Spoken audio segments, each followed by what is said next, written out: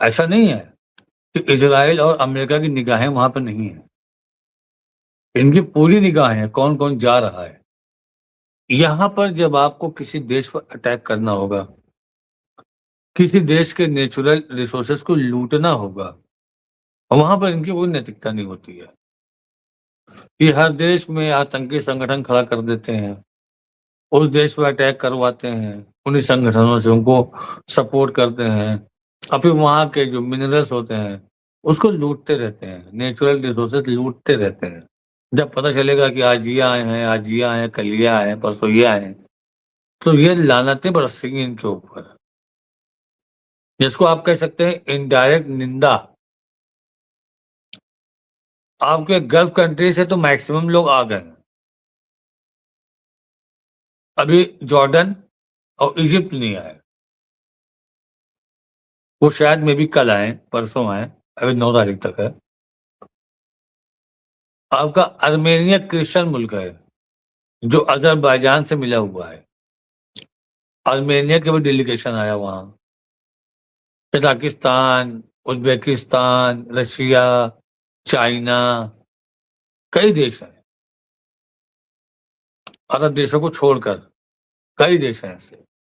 यहाँ तक कि नेपाल का भी एक डेलीगेशन गया है। मुमताज़ भाई।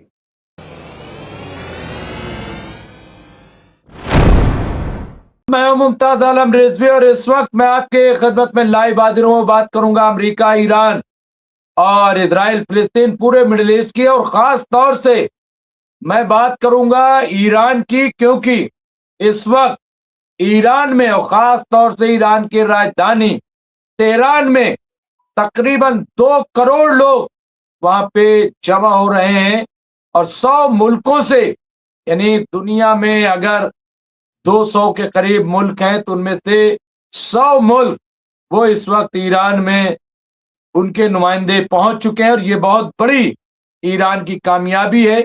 ईरान अपने रहबर मुअज्जम आयतुल्लाह सैयद अली खामनाई की आखिरी रसूमात को बतौर फतेह पेश कर रही है। ईरान ये एक तरह से ऐलान कर रहा है कि अमेरिका जैसी सुपर पावर को हमने शिकस्त दी, इजराइल जैसे मुल्क को, जालिम मुल्क को हमने हराया है, ये ईरान का कहना है। और ईरान इसी नुक्ता नजर से पूरी आखिरी रस्मात को अदा कर रहा है और दुनिया भर से लोग जा रहे हैं। मैं आपको तस्वीर दिखा रहा हूं किस तरह से पूरी दुनिया के लोग इस वक्त ईरान पहुंच रहे हैं और बहुत ही खुसूसियत के साथ जो खराज अकीदत पेश की जा रही है। वहां आप देखिए तेहरान में वो बहुत ही मुनफरिद, आप देख सकते हैं किस तरह से ये पूरी, ये आप देखिए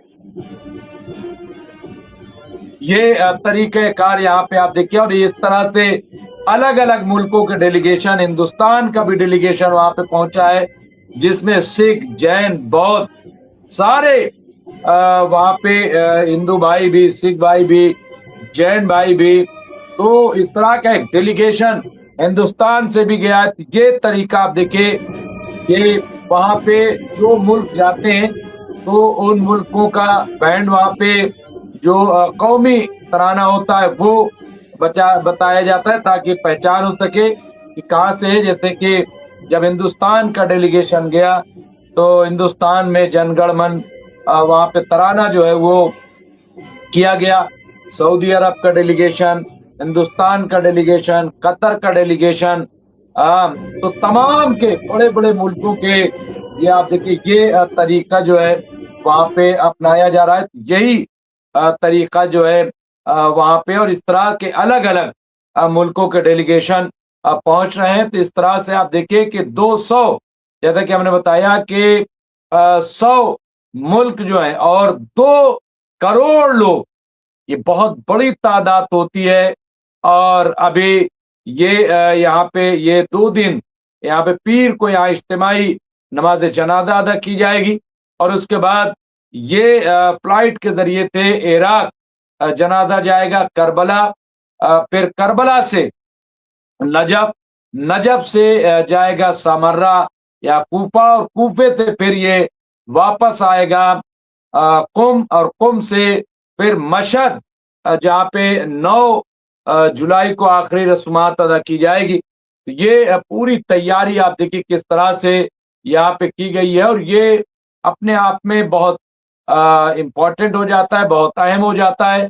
और इस तरह से ईरान ने अपनी पूरी तैयारी की, और कई डेलीगेशन उनको ठहरने का, रहने का सारा निजाम जो है वो कायम किया गया है, ताकि आने वाले मेहमानों को किसी तरह की कोई परेशानी ना हो। यहाँ देखिए ये बहुत अब यहाँ पे जो हिंदुस्तान से जो सरकारी डेलीगेशन गया है वो ईरान पहुंच चुका है, और उसमें जो बिहार के गवर्नर हैं अता हसनैन साहब वो हैं, और इसके अलावा जो अ, यहाँ पे राज्य मंत्री जो हैं वो वहां पे गए हैं, स्टेट मिनिस्टर। तो वो इस तरह से 2 लोग यहाँ पे देखिए, अता हसनैन और पवित्र मार्गेरिटा, ये 2 लोग जो हैं वो डेलीगेशन, सरकारी डेलीगेशन में गए हैं। ऐसा कहा जा रहा था कि मुख्तार अब्बास नकवी को भी, जो बीजेपी के सीनियर लीडर हैं और साबिक मरकजी वजीर, उनको भी लेटर आया था, लेकिन किसी वजह से वो नहीं जा सके हैं। तो ये आप देखिए हिंदुस्तान से कई और बड़ी इंपॉर्टेंट तस्वीरें उभर के आई हैं। मैं एक तस्वीर आपको दिखाना चाहता हूँ, वो तस्वीर हालांकि मैंने उसको चलाई है, लेकिन फिर भी मैं आपको दिखा रहा हूँ। यहाँ पे अ, देख सकते हैं आप, मैं शो कर देता हूँ वो तस्वीर।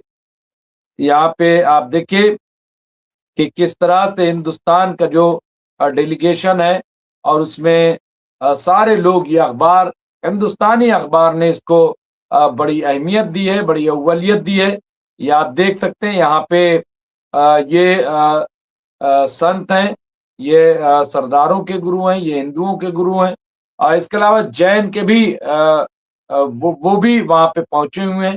तो इस तरह से हम देख सकते हैं कि क्या इंतजाम और किस तरह से वहां पे एक निजाम कायम किया गया है। तो ये बहुत इम्पोर्टेंट, बहुत अहम इसको हम मान सकते हैं, और ये बहुत बड़ी बात है, और बड़ी तैयारी के साथ, जैसे कि हमने कहा कि ईरान इसीलिए ये तदफीन में उसमें ताखीर भी हुई थी, क्योंकि मामला ये था कि कैसे एक अच्छा निज़ाम कायम किया जाए, ताकि किसी को किसी तरह की कोई परेशानी ना हो, और इसीलिए ये सारा निज़ाम जो है वो कायम किया गया था। तो यहाँ पे आप देख सकते हैं, तो एक तो ये कि डेलीगेशन में यहाँ पे आप देखिए, ये जैसा कि हमने बताया, एक और बहुत इम्पोर्टेंट खबर यहाँ पे, दूसरी जो बहुत इम्पोर्टेंट है, कुछ लोग उसे बहुत ही निगेटिव तरीके से पेश कर रहे हैं, हालांकि बिल्कुल बेबुनियाद बात है। अभी भी कुछ नहीं कहा जा सकता।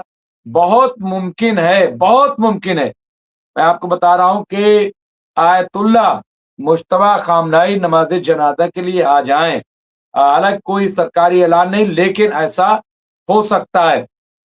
देखिए आप सब देख रहे होंगे सुबह से कि जो 4 जनाजे वहां रखे हैं, आयतुल्ला सैयद अली खामनाई के अलावा वहां पे और जो जनाजे हैं उसमें कौन है आप सब जानते हैं कि इसमें जो खामनाई साहब की बेटी हैं जो शहीद हो गई हैं, इसके अलावा 14 महीने की छोटी बच्ची जो नतनी थी, वो शहीद हुई, और दामाद।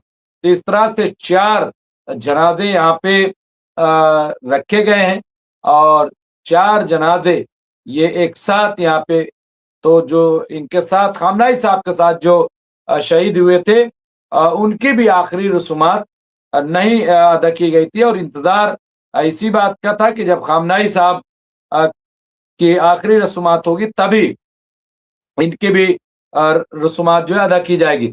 अब इनमें पहला नाम यहाँ पे बुशरा अल खामनाई का है, जो सैयद अली खामनाई की बड़ी बेटी थी। वो सार्वजनिक जीवन से दूर रहती थी, लेकिन ईरान के सत्ता प्रतिष्ठान में उनकी पारिवारिक भूमिका अहम मानी जाती थी।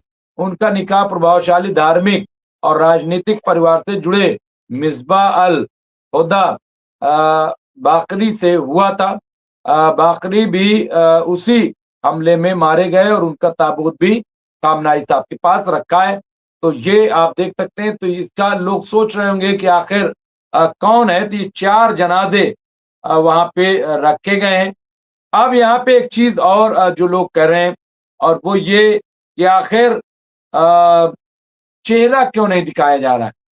आयतुल्ला सैयद अली खामनाई के यहाँ मौत के बाद दुनिया ने नहीं देखा खामनाई का चेहरा।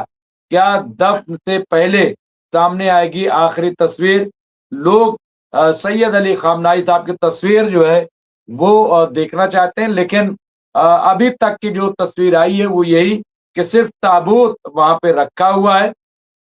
लोग जा रहे हैं और ताबूत की वहां पे ज़ियारत कर रहे हैं और खराज अकीदत पेश कर रहे हैं और उसके बाद वो वापस लौट रहे हैं। चेहरा जो है फिलहाल कोई नहीं और ये एक फासला भी है। जाहिर सी बात है कि कोई ताबूत के करीब नहीं, वहां पे पूरा निज़ाम है और लोगों को बाकायदा गाइड किया जाता है कि कहाँ पे आपको खड़े रहना है और कहाँ से आपको वापस जाना है। यानी पूरा जैसा कि हमने कहा कि एक निज़ाम कायम किया गया है। तो ये भी हम देख रहे हैं कि बहुत ही इम्पोर्टेंट, बहुत ही अहम। तो ये दुनिया जो है अब यहाँ पे जो कि ताबूत पर ईरान का राष्ट्रीय ध्वज रखा गया है, उसे लाल फूलों से सजाया गया है।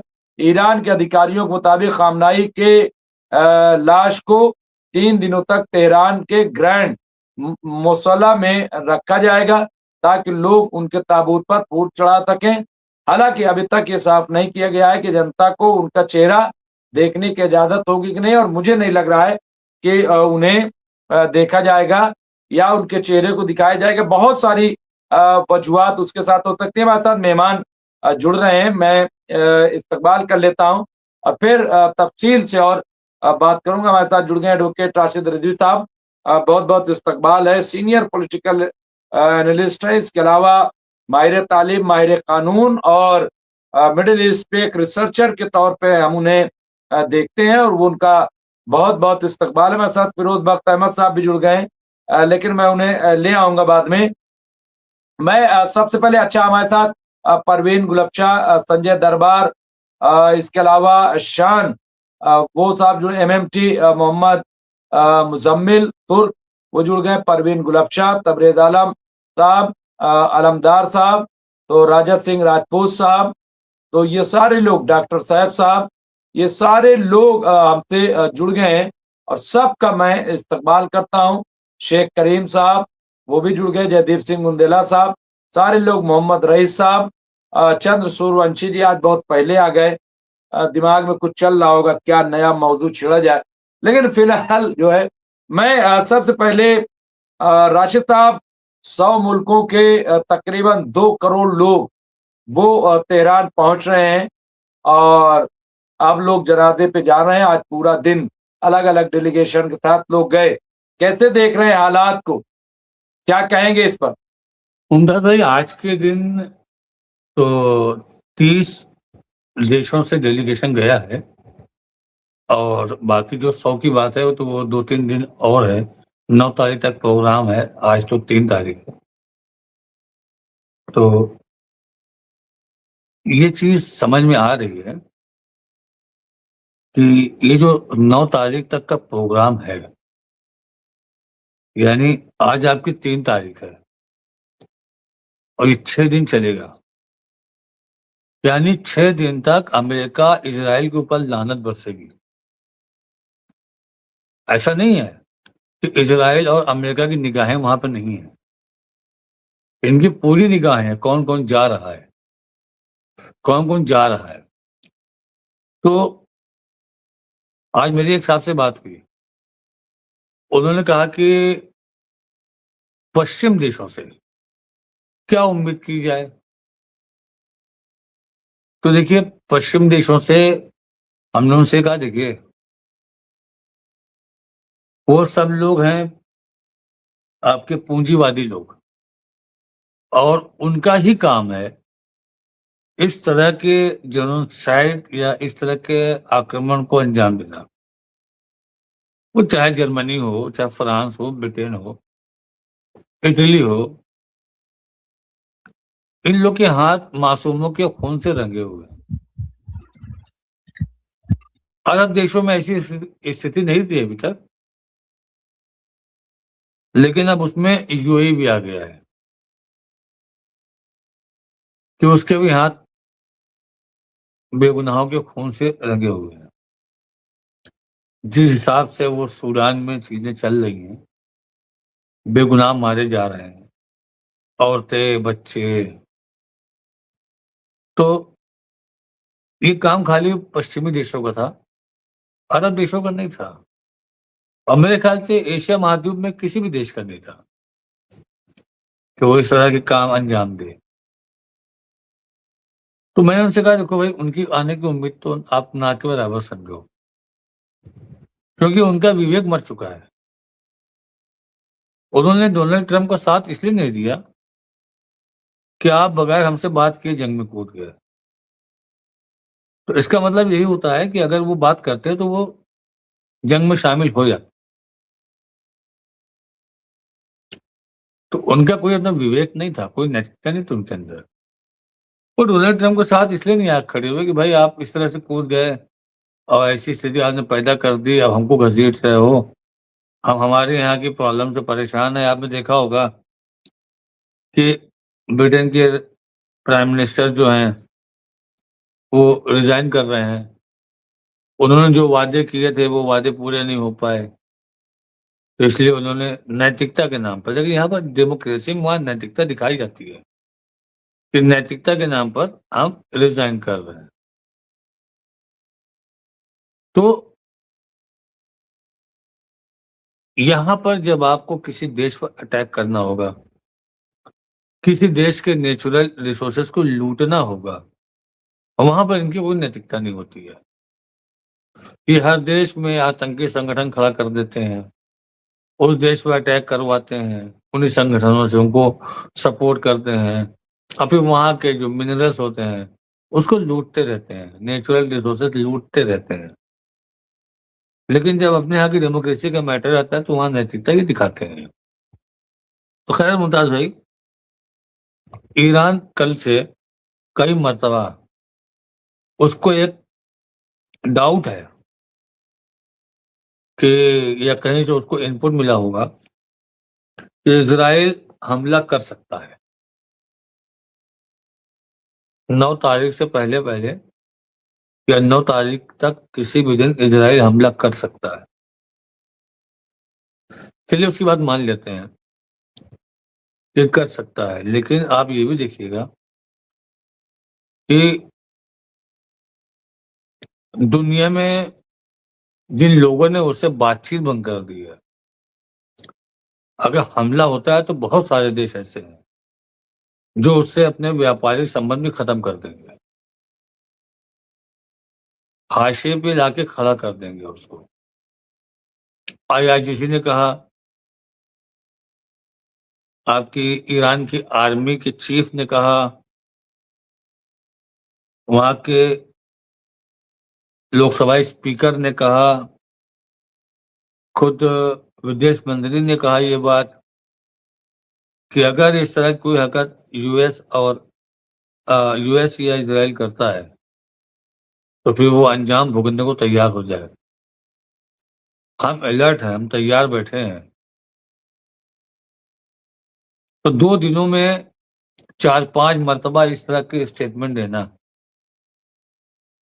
ये ऐसा लगता है कि कहीं ना कहीं से इनके पास कोई एक इनपुट आया है कि इस तरह से वो कर सकते हैं। और आप ये देखिए कि अगर मान के चलिए कि अगर अटैक हो जाता है तब क्या सूरत हाल होगी। तो ये जो आपका 28 फरवरी वाला घटनाक्रम चला था, ये वहीं से शुरू होगा फिर जहां पे खत्म हुआ था। लेकिन उम्मीद हमको लगती है, जितना हम इस चीज को मुमताज भाई समझ रहे हैं, जितना हम इस चीज को देख रहे हैं, ये खामियाजा अमेरिका नहीं करने देगा। ये गलती अमेरिका इजराइल को नहीं करने देगा। किसी भी हाल में, किसी भी कंडीशन में नहीं हो पाएगा कि वो हमला कर दे, क्योंकि इससे अमेरिका की भी इमेज खराब होगी बहुत ज्यादा, और इससे अमेरिकन बहुत नाराज होंगे। आज आपने देखा होगा, आपने तो दिखाया, इंडिया से एक सिख समुदाय में थे, एक संत थे भगवा पहने हुए। हमने पादरी को देखा है, पादरी भी आए हैं, हर कम्युनिटी के लोग आए हैं, और लगभग लगभग हर समुदाय के लोग आए हैं। यहाँ पर कोई एक धर्म का पर्टिकुलर नहीं आया, और यही से मैं आपको बता रहा हूँ, 9 दिन तक इजराइल और अमेरिका के ऊपर इसी तरीके से लानत बरसती रहेगी। जब पता चलेगा कि आज ये आए हैं, आज ये आए हैं, कल ये आए हैं, परसों ये आए हैं, तो ये लानतें बरसेंगी इनके ऊपर, जिसको आप कह सकते हैं इनडायरेक्ट निंदा। आपके गल्फ कंट्री से तो मैक्सिमम लोग आ गए हैं, अभी जॉर्डन और इजिप्ट नहीं आए, वो शायद में भी कल आए, परसों आए, अभी 9 तारीख तक है। आपका आर्मेनिया क्रिश्चियन मुल्क है जो अजरबैजान से मिला हुआ है, आर्मेनिया के भी डेलीगेशन आया वहां, कजाकिस्तान, उज्बेकिस्तान, रशिया, चाइना, कई देश हैं, अरब देशों को छोड़कर कई देश हैं ऐसे। यहाँ तक कि नेपाल का भी एक डेलीगेशन गया है, मुमताज भाई, नेपाल से भी एक डेलीगेशन वहां गया है, बांग्लादेश से भी एक डेलीगेशन गया है, श्रीलंका से भी एक डेलीगेशन गया है। तो जिस तरीके से ये दुनिया एक मजलूम की तरफ जा रही है, ये अमेरिका इजराइल के चेहरे पर या पश्चिमी देशों के चेहरे पर बहुत बड़ा तमाचा है। देखिए, पश्चिमी देश में तो बहुत सारे देश हैं, लेकिन उनको बदनाम करके रखा हुआ है सिर्फ फ्रांस, जर्मनी, ब्रिटेन, इटली लोगों ने। वरना यूरोप कंट्रीज में कितने देश हैं, ग्रीस, हंगरी, ये सब लोग किसी किसी के फटे में इन्वॉल्व नहीं होते हैं। ये लोग सब अपना अपना देखते हैं। यूगोस्लाविया, पुर्तगाल, ये सब अमेरिका के साथ अमेरिका के पिट्ठू बनकर नहीं घूमते हैं, ये अपना काम देखते हैं। लेकिन पश्चिमी देश में आते हैं वो भी। तो आज जो आप देख रहे हैं, आज जो हालात ईरान के दिखाए जा रहे हैं, ये कहीं ना कहीं तो इनके ऊपर एक हम लोग की जो लैंग्वेज है, लानत बरसना इसराइल और अमेरिका पे रेगुलर 9 तारीख तक ये मुमताज भाई बरसता रहेगा। ईरान कंप्लीटली अलर्ट मोड में है, ईरान कंप्लीटली अलर्ट मोड में है, और ईरान के साथ साथ चाइना और रशिया भी अलर्ट है कि कहीं से कोई उनको इनपुट मिले वो फौरन दें। हम शाम को देख रहे थे हुर्मुज के ऊपर, आज हमको 3-4 जो अमेरिकन रिफ्यूलर हैं, जो जेट को रिफ्यूल करते हैं, वो टहलते हुए दिखे हुर्मुज के ऊपर। हमको लगा कि कहीं ऐसा नहीं लोग तैयारी कर रहे हैं, लेकिन रात तक देखा तो वो सब गायब हो गए थे। तो आज की स्थिति जो ईरान की है, ये लोगों के लिए एक सबक है। कम से कम एक वो इंसान जो ताकत के गुरूर में चूर लोगों के सामने नहीं झुका। उनकी नवासी 14 महीने की थी मुमताज भाई। आप देखेंगे उन 5 ताबूतों में एक छोटा सा ताबूत है, 14 महीने की बच्ची थी, वो भी उस हमले की शिकार हुई। तो ये जो ईरान नचा रहा है पूरे ईरान से इराक तक, ये जलील कर रहा है ईरान, अमेरिका और इजराइल को।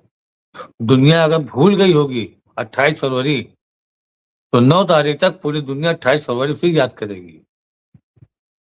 फिर वो स्कूल का सीन याद आएगा लोगों को, स्कूल में मिनाब में इतने मासूम बच्चों को मारा था ये लोगों ने। तो मुमताज भाई, अभी तो सूरत हाल यही है कि सब कुछ शांतिपूर्वक चल रहा है और हम लोग को उम्मीद भी करनी चाहिए कि सब कुछ शांतिपूर्वक चले। 9 तारीख निकल जाएगी, कुछ नहीं होगा।